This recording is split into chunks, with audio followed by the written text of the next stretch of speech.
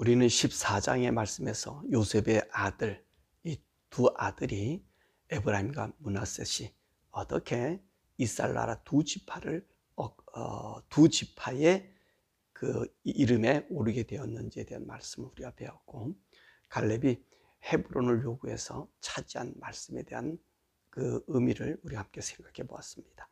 오늘 15장에는 유다의 땅 영역에 대해서 우리들에게 말씀해 주고 계시지요.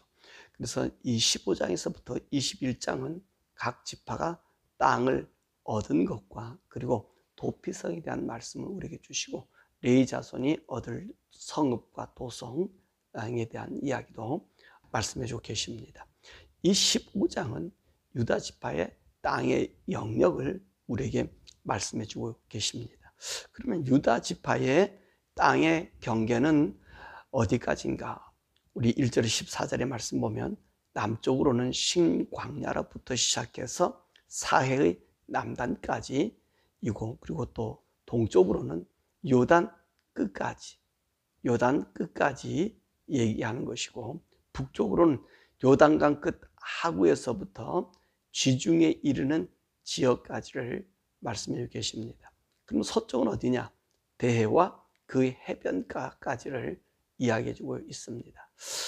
자, 그러면 유다 지파가 가나안 땅, 이 가나안 땅에서 가장 중요한 요지가 될 수 있는데, 그 요지를 차지하게 된 것이 무엇일까라고 하는 것입니다. 사실 어제의 이 말씀에서 우리는 힌트를 얻을 수 있었어요. 그것이 누구였습니까? 갈렙이었습니다. 갈렙이 여호수아에게 와서 지금 헤브론을 달라고 이야기하지 않았습니까? 이 헤브론이 어떤 곳이지요? 사실 이 헤브론에 누가 살고 있었습니까? 아낙 자손들이 살고 있었던 곳입니다. 그래서 이 갈렙이 그 나이가 비록 85이었지만 이 아낙 자손들을 물리치고 그 헤브론의 모든 땅을 얻게 되었다는 것입니다. 더욱이 헤브론을 얻게 됨으로 말미암아 어떤 일이 생기셨습니까? 아브라함의 언약을 계승하는, 그래서 여인의 후손 메시아가 올 통로, 그 통로를 갖는 그런 장자의 명분이 된 지파가 되었다, 그렇게 말씀했습니다. 그런데 유다가 차지한 이 땅을 보게 되면, 여러분 창세기 말씀에 아브라함과 이삭, 그 다음에 야곱이 활동했던 그 땅들을 생각해 볼 수 있습니까? 아브라함이 하란에서 내려와서 이제 거주했던 곳이 어디죠? 이 헤브론을 중심으로 해서 활동했습니다. 그래서 거기서부터 시작해서 남부 그랄까지 내려가고, 그리고 거기서 애굽까지 가고 다시 올라오고, 그리고 롯은 소돔과 고모라로 가고, 주로 활동한 지역이 유다가 차지한 그 땅입니다. 그래서 오늘 유다 자손이 이 이스라엘 땅의 가장 핵심적인 땅을 가졌다라고 얘기한 것은 그 땅이 바로 아브라함과 이삭과 야곱이 활동했던 그 땅인 것을 우리가 보게 되는 것입니다. 그래서 이 유다가 자기가 지금 차지한 이 영지를 가짐으로 말미암아 아브라함의 적통성을 유지할 수 있는 길이 되었습니다.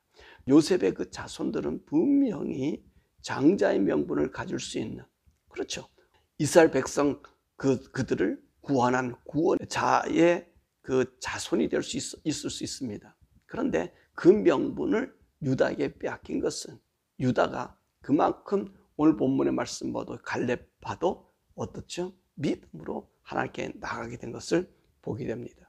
그러므로 오늘 유다가 이 이스라엘 땅의 가장 중앙 중심부, 그 중심부는 바로 하나님의 말씀, 아브라함이 산 그 지역을 상속받음으로 아브라함의 장자권을 얻게 되는 것을 우리에게 보여줍니다. 더욱이 나가서 유다가 지역을 얻게 되는 것은 창세기 49장 8절과 12절의 말씀 보면 바로 야곱이 유다에 대한 축복할 때에, 그때에 그가 장자가 된 홀이 되고, 형제들 중에 홀의 권세를 가지고 실로가 오시기까지 그 왕위권을 가진다고 하는 그 복의 그 축복이 유다에게 나타난 것을 보게 됩니다. 자, 그래서 이 유다, 이 갈렙이 어디로 오죠? 바로 헤브론으로 달라 그런 거예요. 그 헤브론은 어떤 일입니까? 거의 갈 수 없는 불가능한 지역이었다는 말씀입니다. 이 아낙 자손들 중에서 가장 장대한 자손들, 큰 사람들이 다 헤브론에 있었어요. 그래서 헤브론은요, 그 아낙 자손의 아버지의 땅이라 그렇게 얘기했잖아요. 그리고 그 자손들이 살고 있었단 말입니다.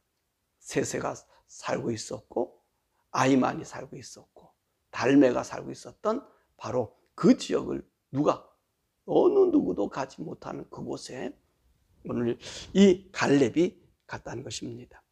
더욱이 오늘 갈렙은요, 이 땅을 차지하기 위해서 또 자기 딸을 주기 위해서 또 이 믿음의 정통성, 하나님의 의를 이루기 위해서 그 드빌이라는 곳을 얘기했잖아요. 만약에 드빌을 차지한 자에게 자신의 딸을 주겠다고 이야기하고 있습니다. 왜 갈렙이 이 드빌을 요구했을까요? 오늘 본문의 말씀 보니까 드빌의 원래 이름이 기랏세벨이다. 그렇게 이야기했어요. 기랏세벨. 그러니까 기랏세벨을 얻어오는 그 땅을 점령해 오는 남자에게는 자기 딸 악사를 주겠다고 이야기합니다. 근데 이 기랏세벨이 어디냐면 헤브론의 본래 이름이라는 것입니다. 헤브론. 여러분 헤브론 아까도 얘기했지만 이 헤브론은 어느 곳이에요? 그건 이곳에 조상들이 살고 있었던 곳이잖아요. 아브라함이 거처했고 이삭이 거처, 야곱이 거처한 것이란 말입니다. 근데 바로 그 헤브론을 차지하라는, 오늘 갈렙이 얘기한 갈렙이 차지했던 그 땅, 그 헤브론은 주위의 땅들을 점령했다면 이 기랏세벨은 헤브론의 본래 원래 이름이라는 거예요. 근데 이 기랏세벨의 이름의 뜻이 뭐냐면 책의 도시다 또는 기록의 도시다, 그렇게 이야기하고 있습니다. 근데 이상하잖아요. 갈렙이 오늘 이 기록의 도시, 책의 도시, 그 도시를 점령해 오면 딸을 주겠다라고 얘기합니다. 지금 그럼 유다의 이 장로가 누굽니까? 유다의 대표적인 장손의 길을 누가 지금 갖고 있는 거죠? 그렇지, 갈렙이 갖고 있는 거예요. 갈렙이 지금 이 장손의 길을 갖고 있어서 이제 그 장자로서, 장손으로서 유다의 족속의 기둥이 되는 것을 우리가 보게 됩니다. 그러니까 기랏세벨이라고 하는 이 드빌이라는 곳은 책의 도시다, 그래 책이 많았다, 그러기보다는 역사를 갖고 있다는, 어떤 역사를 갖고 있어요? 우리 조상이 이곳을 약속해서 하나님께서 약속받고 우리 민족이 형성된 것과, 그리고 우리 하나님께서 택한 민족으로 사용해 주신 바로 그 중심의 도시라는 것입니다. 그래서 갈렙은 그 땅을 차지오는 자에게 자기 딸을 주겠다 그런 것입니다. 그래서 누가 얻었죠? 그 운니엘이 그 땅을 점령해서 악사를 얻는 것을 보게 됩니다. 그러니까 갈렙의 동생, 그 조카가 지금 거기에 그 땅을 정복한 거예요. 근데 참 묘한 것은 하나님께서 그 족속을 또 하나님의 혈통을 이룰 때 보면 항상 같은 그 지파 사람의 순수함을 얻어서 그리스도의 계통을 이루는 것을 우리가 볼 수 있습니다. 오늘 여기 보니까 갈렙의 사이가 누구지요? 조카란 말이에요. 자기 동생의 아들, 바로 그 조카란 말입니다. 이 조카에게 이 땅, 이스라엘 땅, 자기 후대의 역사를 그에게 주었고요. 또 예수님 당시 때 누구지요? 우리 요셉과 마리아가 누구의 혈통이에요? 다 유다의 혈통이었다는 것입니다. 그래서 오늘 이 유다가 얻는 이 땅은 하나님께서 약속하고 약정한 하나님의 혈통을 거기에다 심어서 우리 여인의 우선 예수가 올 수 있는 터전을 마련해 준 것을 우리가 보게 됩니다. 자, 그러면 유다 지파가 얻은 그 기업의 구분에 대해서 이야기하고 있습니다. 유다가 얻은 땅은 총 123개 성읍을 점령한 것을 우리가 보게 됩니다. 그래서 에돔 경계에 근접해 있는 남방 4개 지대 21절과 32절의 말씀 보니까 거기서 29개 성읍을 차지했고요. 애굽 시내와 지중해로 뻗어가는 평지지대 아둘람에서 그라데까지가 14개 성읍을 차지했고요. 라기스와 에글론의 중간 16개 성읍을 차지했고요. 그 헤브론의 서북쪽 거기에는 9성을 차지했고요. 남부 해안 평야인 블레셋 땅 그곳에는 3개 성읍을 얻게 됩니다. 그리고 산악지대로서는 팔레스타인 남부 지역 48절에서 51절에는 11개 성읍을 말씀했고요. 남부 산악지대는 52절과 54절에 9성읍을 차지했고요. 산악지대 동쪽 끝 바로 그 지역은 55절에서 57절에 10개 성읍을 이야기했고요. 헤브론 북쪽 58절과 59절 보니까 16개 성읍. 이 헤브론 북쪽은 사실 중요한 위치죠. 이것이 어디죠? 앞으로 예루살렘과 연결되는 바로 그쪽을 이야기하고 있습니다. 그 다음에 광야지대 61절과 62절에 6성. 그래서 총 123개 성읍을 유다가 차지합니다. 큰 성읍을 차지한 거죠. 그 땅 보세요. 이 땅이 너무 커서 나중에 누구에게 주는 거죠? 그 중간 안에는 시므온에게 그 땅을 양보해. 그러니까 이 유다가 어떤 역할을 하고 있는 거죠? 아주 강한 지도자의 역할을 들어가자마자 이 일을 행하고 있는 것을 우리가 보게 되는 것입니다. 그런데 오늘 본문의 말씀 보니까 여부수 족속을 다 멸하지 못하고 함께 살았다. 그렇게 이야기합니다. 이 여부수 족속은 나중에 누구에 의해서 멸망당합니까? 다윗에 의해서 멸망당합니다. 그 여부수가 있었던 곳이 어디예요? 바로 예루살렘이거든요. 예루살렘 및 그 골짜기 다 그 골짜기는 얻었는데 그 산성인 예루살렘 성전이 들어갈 그곳은 얻지 못했어요. 근데 그 예루살렘 그 산지 꼭대기를 다윗 왕국 때에 그 성을 점령해서 다윗성이다. 그리고 그 성을 다윗이 차지해서 그곳에 하나님의 법궤를 올려놓고 그리고 나서 솔로몬 때는 그곳에서 성전을 지었어요. 그리고 그 올라간 그 산이 어떤 산입니까? 예루살렘 있는 곳이 어떤 곳이요? 이게 바로 모리아산이거든요. 이 모리아산. 그러니까 다윗을 통해서 이 모리아산, 즉 예루살렘 거기를 갖다가 얻은 이유는 바로 그리스도의 왕국이, 그리스도의 다스림이 다윗을 통해서 이루어질 보기 위한 것입니다. 물론 이 여부수 족속을 다 쫓아내지 못한 이유는 이 땅이 베냐민 땅과 붙어있기 때문에, 베냐민 땅에 속했기 때문에 예루살렘이 그래서 점령하지 못했을 것입니다. 그러나 누가? 다윗이 들어와서는 베냐민도 점령하지 못한 그 땅을 점령함으로 하나님의 제사를 온전히 이루는 거예요. 그래서 오늘 갈렙의 그 신앙이, 갈렙의 그 믿음이 다윗까지 이어져서 거기서 호를 갖게 되는 그 형제 중에 왕이 된 지도자가 되는 그 최종적인 완성을 다윗에게 이루어지는 것을 우리가 보게 된 것입니다. 그래서 오늘 이 말씀을 통해서 보면 유다가 가장 이스라엘 나라의 중심부를 얻게 된 것은 그 중심부에 누가 있었어요? 가장 힘센 사람들이 그곳에 있었다는 것입니다. 그런데 그 힘센 그곳에 누구의 땅이었습니까? 아브라함에게 약속이 준 땅을, 이삭에게 약속이 준 땅을, 야곱이 활동했던 그 땅을 유다가 차지함으로 하나님의 언약의 약속을 이루셨다는 것을 볼 수 있고, 또 갈렙은 그 운례를 통해서 자기 딸 악사를 줌으로 정말로 완성지어지는 것이 뭐라겠습니까? 드빌을 얻었다는 것이잖아요. 이 드빌이 어떤 곳이라고요? 바로 기럇세벨이라 해서 그 기록의 도시. 그러니까 하나님의, 물론 거기에 역사적인 다른 기록을 얘기할 수 있겠지만 이 기록의 도시라는 얘기는 그들의 의미가 뭡니까? 조상들이 묻혀 있는 것.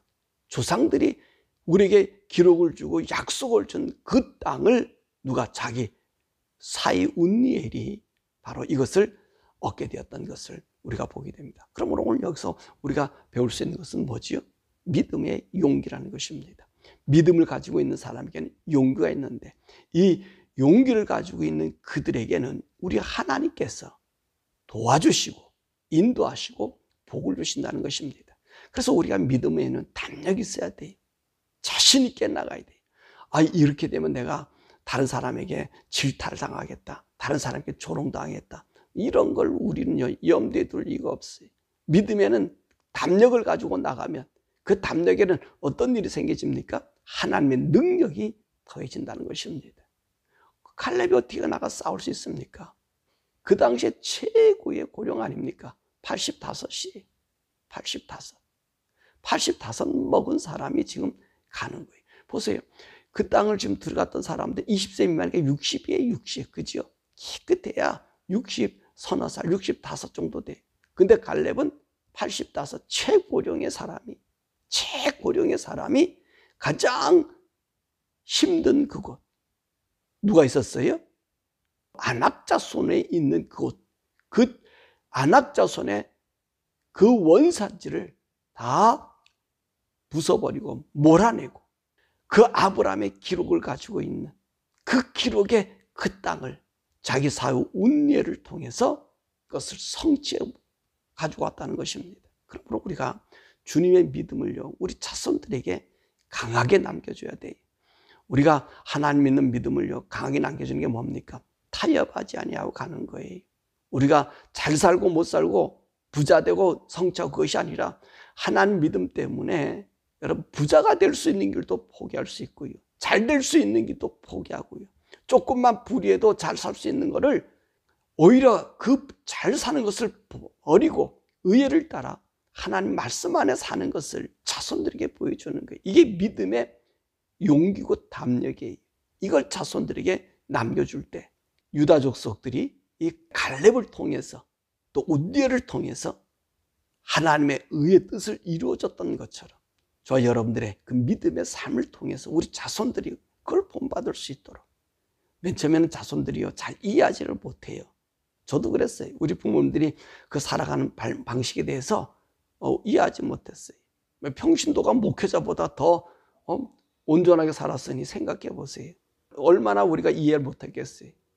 근데요, 그 부모를 둔 저가 목회자가 되고 나니까요, 더 그것에 대해서 생각하게 되고요. 그분의 가르침을 따르게 되고 믿음의 정통을 이어받을 수 있겠더라고요. 마찬가지예요. 우리도 우리 믿음의 절개를 자손들에게 보여주면 그 자손들이요, 처음엔 이해 못하지만 나중엔 이해해요. 그리고 그 길을 따라와요. 그 길을 걸어가요. 왜요? 하나님의 믿음은 계대시켜주기 때문에 그래요. 믿음의 본이 보여주기 때문에 그래요. 드러내지 않지만 하나님의 의의 역사를 그의 삶 속에서 자손들이 누릴 수 있다는 것입니다. 그러므로 오늘도 갈렙이 준 이 믿음의 용기와 유다의 그 모든 지경에 미쳐서 가장 힘들고 어렵고 모든 적군과 싸워서 이길 수 있는 그런 땅들을 그들이 차지함으로 하나님 그리스도의 왕국을 이뤘던 것처럼 저와 여러분들의 믿음의 삶이 우리 자손들에게 이 갈렙과 운례를 통해서 나타난 그 믿음의 아름다운 역사를 남겨줄 수 있는 저와 여러분들에게 주님의 이름으로 축원합니다.